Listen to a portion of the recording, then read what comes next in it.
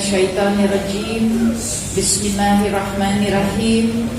Assalamualaikum warahmatullahi wabarakatuh.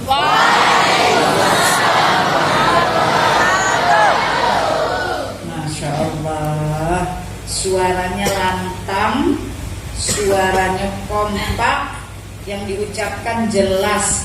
Masya Allah, inilah para santri dari AFKN. Allahu Akbar. Masya Allah, semoga Allah merahmati Ustaz Fadlan. Semoga Allah menjaga perjuangan beliau. Semoga Allah memanjangkan umurnya dalam dakwah.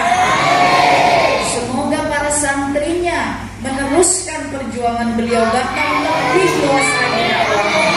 Amin ya rabbal alamin. Insyaallah perjuangan untuk senantiasa menjaga dan menegakkan agama Allah akan diteruskan dari generasi ke generasi seperti perjalanan Nabi Muhammad Sallallahu Alaihi Wasallam sampai dengan masanya Ustaz Fadlan Garamatan. Allahu Akbar. Insya Allah dari masa beliau dan masa kami ini akan diteruskan oleh para santrinya. Allahu Akbar. Dan akhirnya insya Allah dengan izin Allah pada waktu yang diizinkan Allah Ta'ala, kita semua akan ada dalam barisan Nabi Muhammad Sallallahu Alaihi Wasallam. Insya Allah kita diselamatkan Allah untuk masuk ke pintu-pintu surganya Allah. Amin ya rabbal alamin.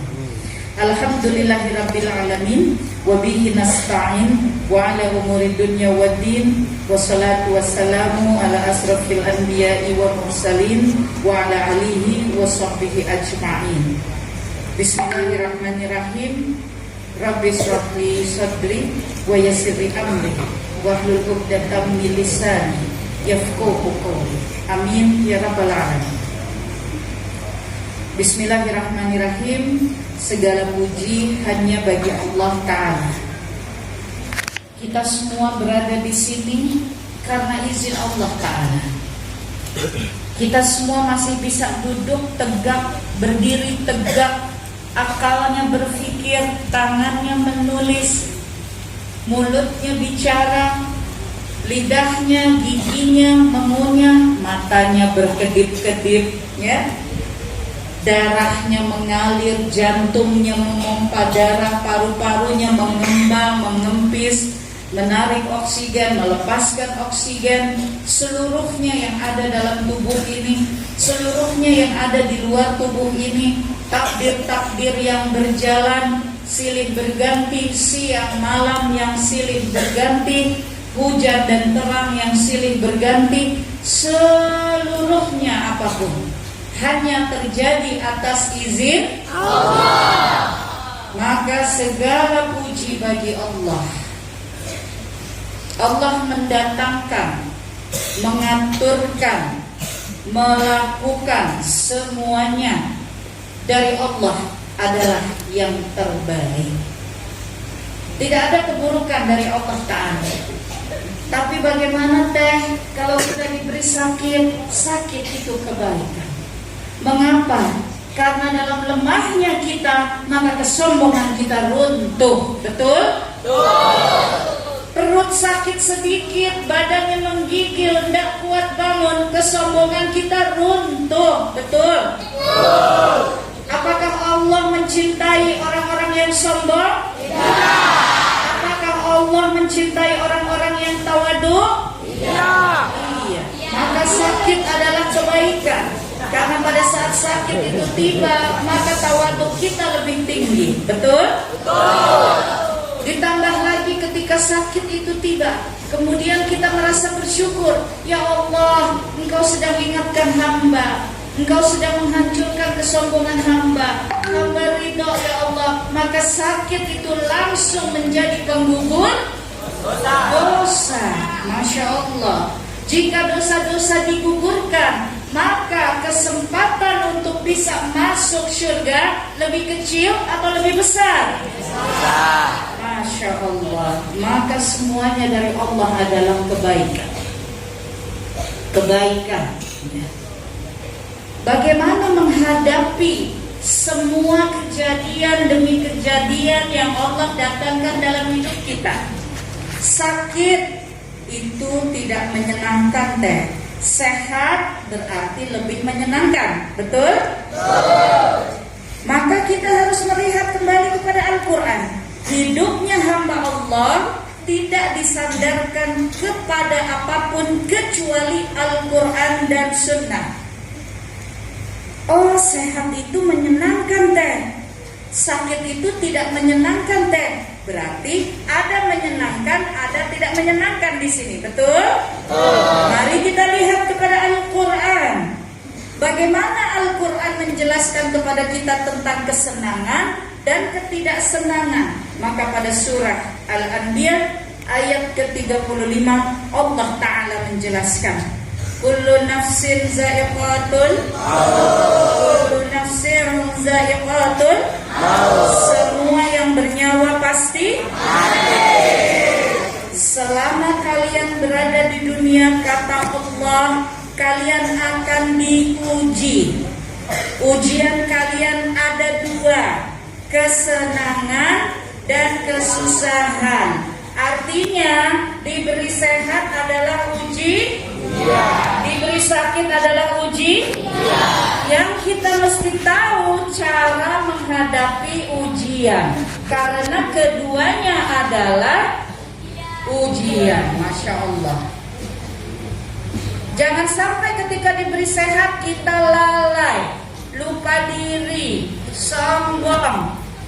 Jangan sampai ketika diberi sakit kita lemah, lengah, marah, futur. Maka justru kita harus mencari caranya. Bagaimana caranya menghadapi seluruh ujian Allah? Maka rumus paling awal Allah berikan pada surah Al-Baqarah ayat 153. Bismillahirrahmanirrahim. Ya ayyuhallazina amanu ista'inu bis-sabri was-shalah. Masya Allah. Carilah pertolonganmu dengan sabar dan sholat, bahwa sesungguhnya Allah membersamai orang-orang yang sabar. Maka dalam kesenangan harus sabar, dalam kesusahan harus sabar. Insya Allah Allah membersamai kalian semuanya. Ya, orang-orang yang sabar Allah janjikan apa kepada mereka? Ya. Yang pertama, sebab insya Allah kalian semua adalah para pengemban dakwah nanti pada waktunya, ya, akan menghadapi berbagai macam tantangan-tantangan dakwah yang dihadapi oleh gurunda kita, Ustaz Fadlan Garamantan, yang dihadapi oleh para alim ulama kita, yang dihadapi oleh teteh, yang dihadapi oleh seluruh dai-daiyah, ya, yang dihadapi paling sulitnya oleh para nabi dan rasul. Disampaikan oleh Nabi Muhammad SAW pada hadis riwayat Tirmizi bahwa sesungguhnya ujian terberat Allah datangkan kepada nabi dan rasul. Kalian semua akan menghadapi tantangan-tantangan dakwah, ujian-ujian yang tidak mudah. Karena asal muasalnya perjalanan dakwah itu adalah perintah Allah kepada Nabi dan Rasul untuk menyampaikan risalah Allah Ta'ala. Maka para pengikut Nabi dan Rasul yang beriman kepada Allah dan beriman kepada Rasulnya harus mengikuti apa yang dilakukan oleh para Nabi dan Rasul, khususnya panglima para Nabi, yaitu Rasulullah Sallallahu Alaihi Wasallam, yang mana seluruh Nabi dan Rasul hidupnya adalah untuk menegakkan agama Islam, menegakkan agama Allah. Oleh sebab itu kita harus berjuang. Ada dalam satu jalan yang lurus, ihdinas siratal mustaqim. Betul? Ya Allah, simpanlah kami ini di jalan yang lurus, ya Allah. Lurus, sambung menyambung dari masa Nabi Adam alaihissalam sampai nanti di penghujung dunia ini.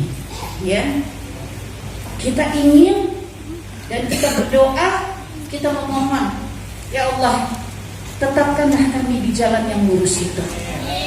Karena syaitan bersama bala tentaranya, bersama para pemimpin-pemimpinnya iblis, ya, Dajjal. Apakah mereka akan membiarkan kita beriman? Tidak.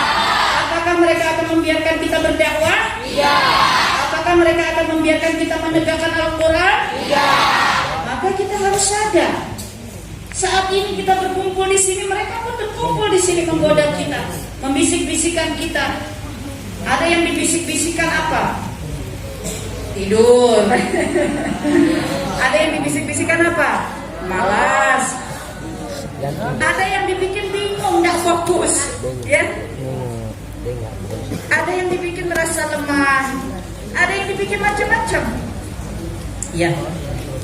Sebaliknya, bagi yang mereka pikir ini imannya kuat, maka para bangsa setan, bangsa jin, para iblis ini, mereka membuat orang-orang berilmu, orang-orang beriman, kemudian terpleset merasa sombong dengan ilmunya, riya dengan ibadahnya, ujub dengan dakwahnya. Na'udzubillah min dzalik, summa na'udzubillah min dzalik. Artinya kita tahu bahwa selama kita di dunia kita akan terus menghadapi godaan, jebakan dari bangsa jin yang tidak beriman, ya, iblis, setan. Selain itu, kita juga menghadapi kaum manusia yang dari sejak masa Nabi dan Rasul, ketika Nabi dan Rasul dikirimkan oleh Allah Ta'ala kepada kaumnya, maka dalam sirah yang para santri pelajari, apakah kemudian para Nabi dan Rasul langsung diterima, langsung kaumnya mau beriman, begitu atau tidak? Perlawanan dari kaum-kaum yang tidak mau beriman. Bahkan Nabi dan Rasul kita diusir, dicaci, dimaki, bahkan dibunuhi. Betul? Itulah perjalanan dalam dakwah. Itulah perjalanan dalam menegakkan agama Allah, menegakkan agama Islam. Oleh karenanya, kembali lagi, kunci pertama dari para santri yang sedang menimba ilmu, melaksanakan kewajibannya kepada Allah, bukan kepada ustaz, bukan kepada teteh, tapi kepada Allah. Karena yang memerintahkan untuk talabul ilmi adalah Allah. Nabi mengatakan wajib hukumnya. Alhamdulillah kalian sedang menunaikan kewajiban kepada Allah. Semoga Allah ridha kepada santri semuanya. Amin ya rabbal alamin. Santri semuanya sedang bertolabul ilmi, sedang berjuang, mengorbankan waktunya, dirinya, pikirannya, tenaganya untuk menghafal Al-Quran, memahami Al-Quran, agar nanti insya Allah dimudahkan Allah dalam menyampaikannya lagi. Kembali, apa kunci pertama menghadapi semuanya ini? Tadi kita telah melihat dalam surah Al-Baqarah 153, kuncinya adalah sabar. Ya. Maka kemudian kita melihat pada surah Al-Anfal ayat 66, Allah menyatakan Allah Maha tahu pada diri kita ada kelemahan. Ya. Oleh sebab itu Allah perintahkan kita untuk sabar. Allah menyampaikan bahwa jika ada 200 orang sabar di antaramu, maka mereka akan mengalahkan 2000 orang kafir. Allahu Akbar. Sabar, ya. Sabar harus menjadi fondasi iman dari hamba-hamba Allah. Karena Allah Ta'ala sendiri yang menjaminkan. Mari kita lihat bagaimana Allah menjaminkan. Jika ada di antaramu 100 orang yang sabar, niscaya mereka dapat mengalahkan 200 orang yang kafir. Dan jika di antaramu ada 1000 orang yang sabar, niscaya mereka akan dapat mengalahkan 2000 orang yang kafir. Dengan seizin Allah, karena Allah senantiasa menyertai orang-orang yang sabar. Assalamualaikum.